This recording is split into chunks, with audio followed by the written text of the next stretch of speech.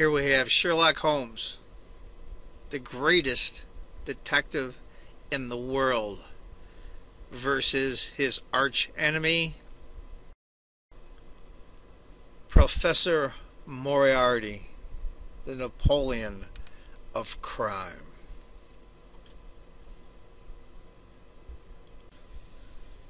Hi folks, John Cordisco back again with another great chess video for you.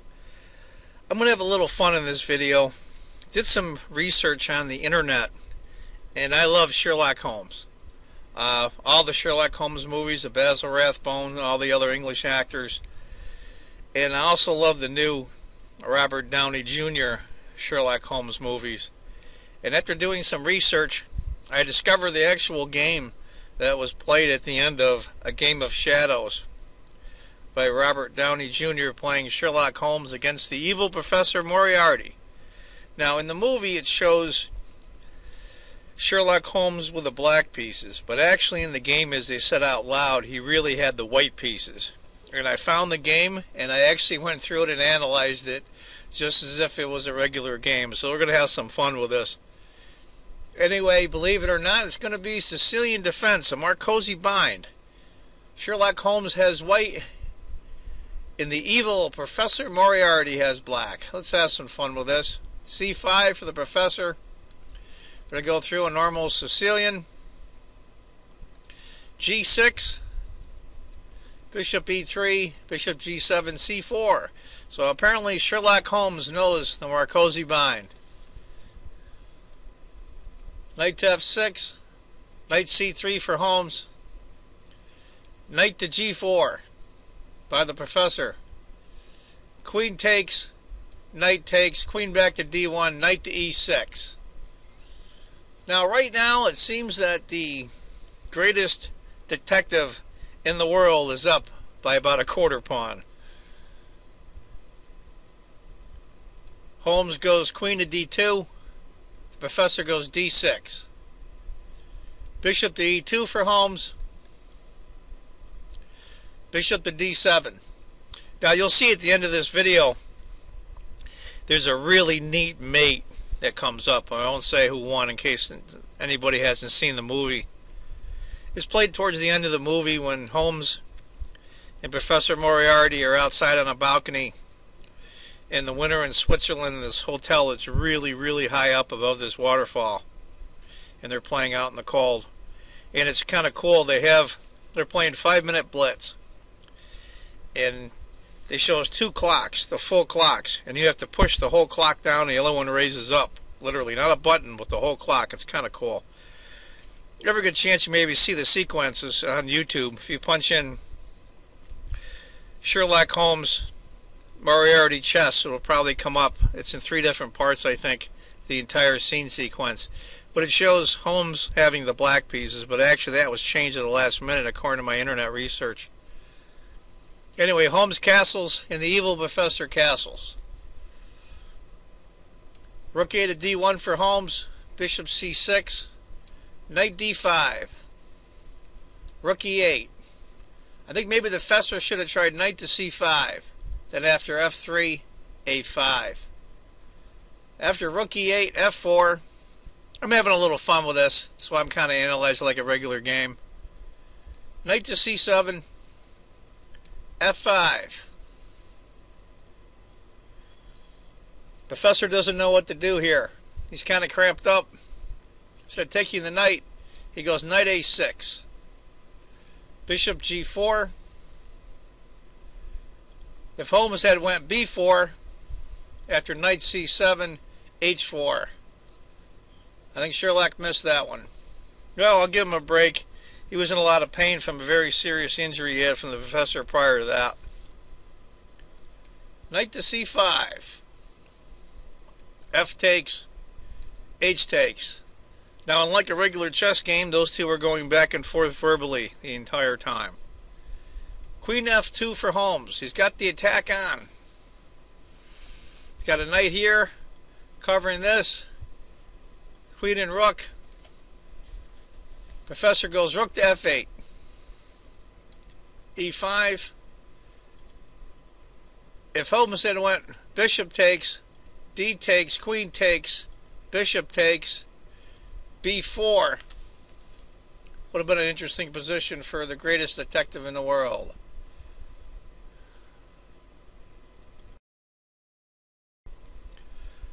Now I want to mention, if you see the movie and you see them playing, it looks much different at the beginning than this game. I guess a couple of bloggers and some internet people that I did some research on got a hold of the consultant.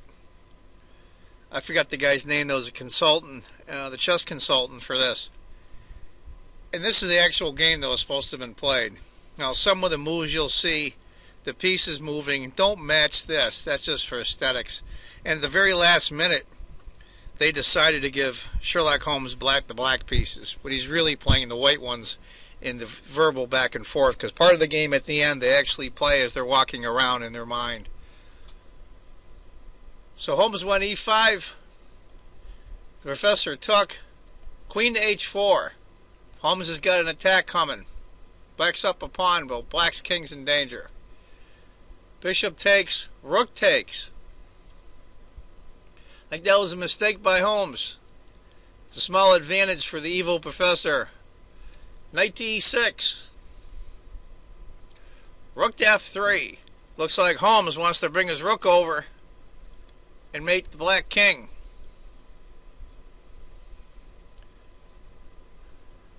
f6. Terrible blunder by the professor. Must have been under pressure from Holmes. Usually the professor is a very cool head. Holmes is putting it to him. The professor should have played f5. Then after rook to h3, knight to g7 saves the game. His king can escape.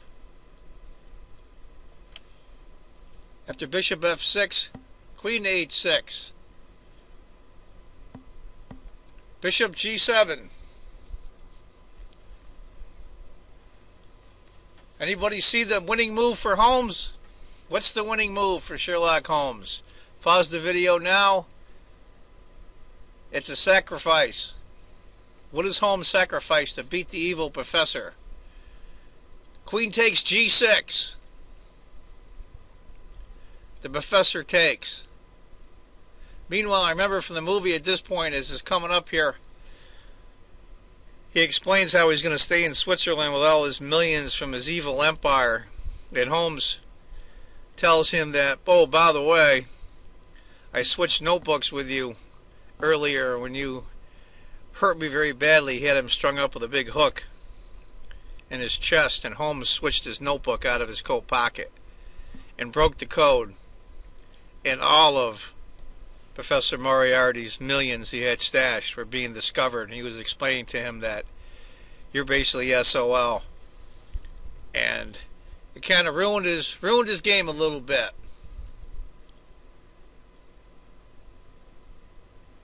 After he takes the queen, bishop takes e6 check.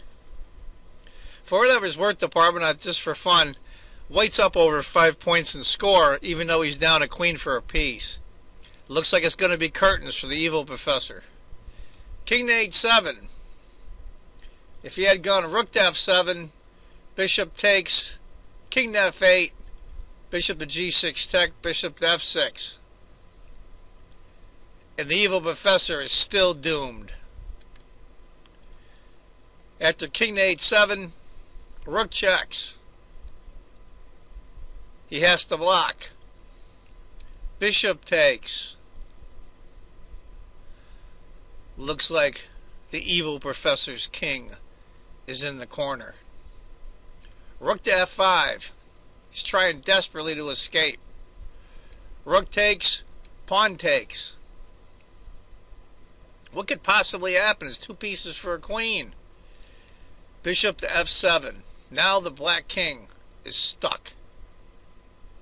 Queen to b6 check. Even the professor in his anger throws out a spite check. King to h1. Professor gets greedy and nabs a pawn. Maybe he figures his queen can come back. Either can mate him here, or he can come back to defend. And do we all see the mate in one? Bishop to f8. And the Bonaparte of crime, Professor Moriarty, bites the dust. Beaten by the greatest detective in the world, Sherlock Holmes. Anyway, folks, I hope you had some fun with that. Did a lot of checking, and this is almost all the different places I checked on this game. This is the actual game that all of them have, even though the visualization of the movie's different. Anyway, folks, that's my game for today. I hope you enjoyed it. It was actually fun doing it, because I watched earlier today a Game of Shadows, what made me think of it. Did a lot of checking on the internet. Robert Downey Jr. is great. I'll tell you, he really is. He's great in Sherlock Holmes. Anybody gets a chance to see it, please do. Either one. The second movie is A Game of Shadows, and the first one's just called Sherlock Holmes, with Robert Downey Jr. and Judd Law. He's really good as Dr. Watson. Anyway, folks, just want you to remember, is this life and death situation with Holmes and Moriarty. If you think chess is just a game, you're not playing it right. Take care, folks. Bye-bye.